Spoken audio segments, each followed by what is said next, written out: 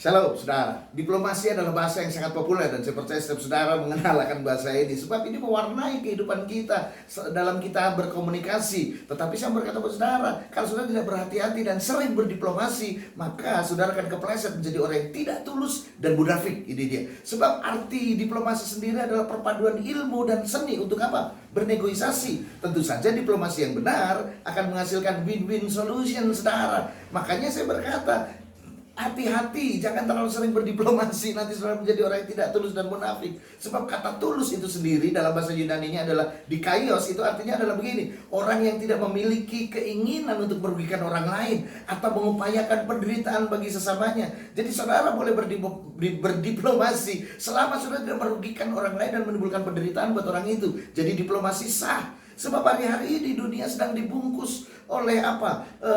Kepalsuan, saudara. Kejahatan dibungkus dengan kesopanan, gitu dia. Dan keramahan menjadi alat penipuan. Jadi kalau saudara tidak hati-hati, saudara akan masuk dalam jebakan ini. Dan dalam kingdom lifestyle kita hari ini, dalam kitab Kejadian pasal yang ke-20 pasal 20 sampai 22 dan Lukas pasal yang ke-8 mengajak saudara dan saya untuk hidup dalam ketulusan hati. Dalam Kejadian pasal yang ke-20 menceritakan tentang bagaimana Abram dan istrinya pergi ke sebuah negeri di Gerar, dan di situ ada seorang raja Gerar namanya Abimelek. Dan pada waktu itu karena istri Abram ini sangat cantik saudara, maka Abram punya kekhawatiran nanti jangan-jangan ketika dia masuk ke negeri itu istrinya diambil dan dia dibunuh. Maka dia berkata kepada semua orang bahwa istrinya Sarah itu adalah saudaranya. Dan itu didengar sampai ke Raja Gerar, kecantikannya. Justru karena dia saudaranya, maka Raja Gerar itu apa? Mengambil istri Abraham untuk dijadikan istrinya. Karena dia tidak tahu bahwa itu istri Abraham. Dan dengar baik-baik saudara,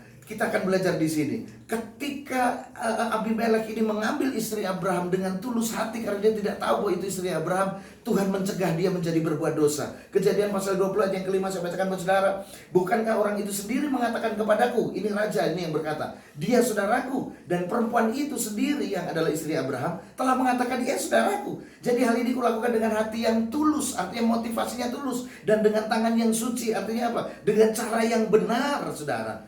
Kemudian ayat yang ke-6, lalu berfirman Allah kepadanya dalam mimpi, aku tahu juga bahwa engkau telah melakukan hal itu dengan tulus, maka aku pun telah mencegah engkau untuk berbuat dosa terhadap aku. Sebab itu aku tidak membiarkan engkau menjamah dia. Nah, hari ini kita belajar saudara, yang pertama, ketulusan itu akan mencegah saudara berbuat dosa. Ini luar biasa. Jadi tulus itu adalah apa? Tidak bermaksud merugikan orang lain, tidak bermaksud menimbulkan penderitaan orang lain. Yang kedua, tulus itu adalah apa? Pikiran, perkataan, dan hati, dan juga perbuatan itu sama, saudara. Tidak ada maksud tersembunyi. Itu tulus, saudara. Ini dia. Jadi yang pertama, tulus mencegah saudara berbuat dosa. Yang kedua, ini penting sekali, tulus itu menarik perhatian sorga, saudara.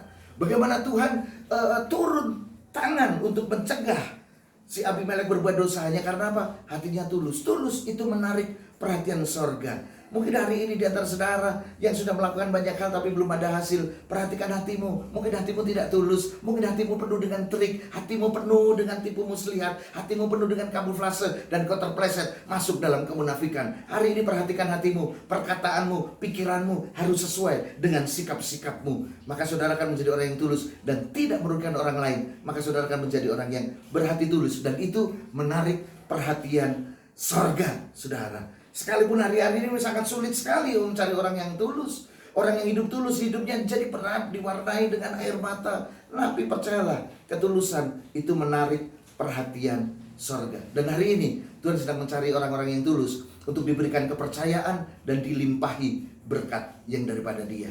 Jadilah tulus. Kingdom Lifestyle hari ini Tuhan Yesus memberkati saudara.